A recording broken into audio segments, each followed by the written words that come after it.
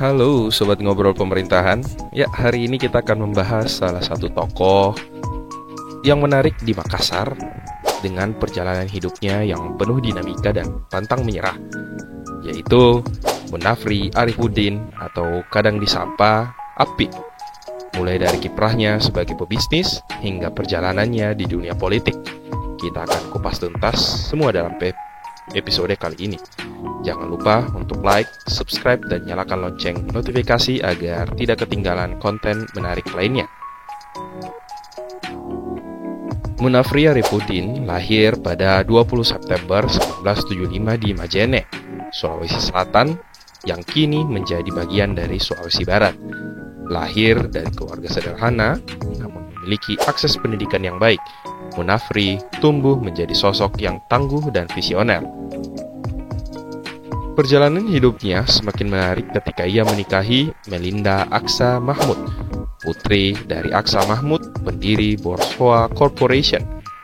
Aksa Mahmud tidak hanya dikenal sebagai pengusaha yang sukses, tetapi juga adik ipar dari Yusuf Kalla, wakil presiden Indonesia yang ke-10 dan ke-12. Dari pernikahan ini, Munafri dan Melinda dikaruniai 4 orang anak. Munafri mengenyam pendidikan formal di Makassar hingga tingkat perguruan tinggi dengan gelar sarjana hukum yang diraihnya dari Universitas Hasanuddin pada tahun 1999. Gelar ini menjadi fondasi penting untuk langkahnya di dunia bisnis dan politik. Munafri memulai karirnya di Bosowa Group, grup usaha milik mertuanya. Selama ia di Bosowa, ia menjabat berbagai posisi strategis yang membentuk kemampuan manajerialnya. Pada tahun 2016, Munafri terpilih menjadi CEO PSM Makassar. Tantangan besar dihadapi saat itu, termasuk kondisi tim yang berada di posisi terbawah klasemen Liga. Munafri mengambil langkah strategis dengan memecat pelatih dan mengganti hampir seluruh pemain asing. Kepemimpinannya di PSM Makassar membawa perubahan yang signifikan, meskipun masa jabatannya berakhir pada tahun 2022 ketika ia ditunjuk sebagai Direktur PT Liga Indonesia baru. Posisinya di PSM kemudian digantikan oleh Sadikin Aksa. Munafri pertama kali terjun ke politik pada Pilkada Makassar 2018 sebagai calon wali kota. Sebagai kader Partai Golkar, ia mendapatkan dukungan dari 10 partai politik besar. Namun, kontroversi muncul ketika lawannya, Muhammad Ramdan Pomanto, didiskualifikasi oleh KPUD. Menjadi calon tunggal, Munafri menghadapi kota kosong yang ternyata justru meraih suara terbanyak. Ini adalah kemenangan kota kosong pertama dalam sejarah pilkada di Indonesia, yaitu di Makassar. Kekalahan tersebut tidak membuat Munafri menyerah. Pada tahun 2020, ia kembali mencalonkan diri sebagai anggota DPR Provinsi Sulawesi Selatan dan berhasil terpilih. Namun, untuk mengikuti Pilkada Kota Makassar 2024, ia memutuskan untuk mengundurkan diri. Pilkada Makassar 2024 menjadi momen kebangkitan Munafri. Berpasangan dengan Alia Mustika, ia didukung oleh Partai Golkar, Demokrat, Perindo, Hanura, Partai Umat, dan PBB. Ia memenangkan perolehan suara 319.112 atau 54,72% dan terpilih menjadi wali kota dan wakil wali kota didampingi oleh Ibu Alia Mustika.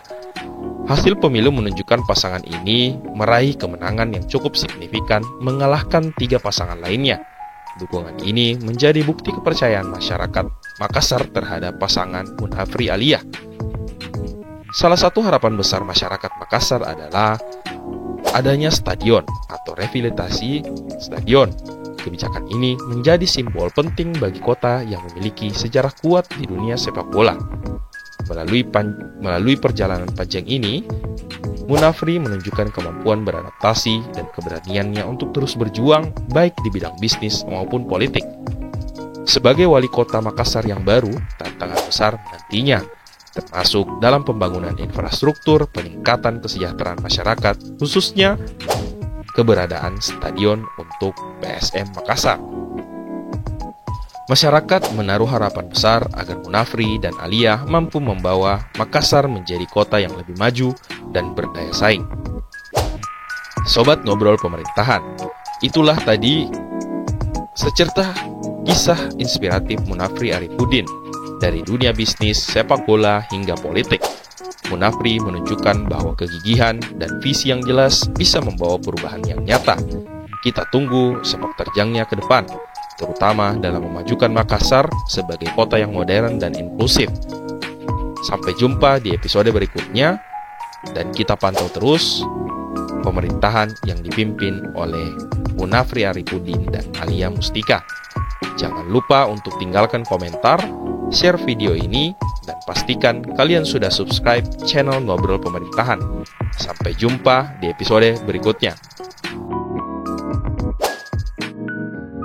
Jangan lupa subscribe guys. Thank you.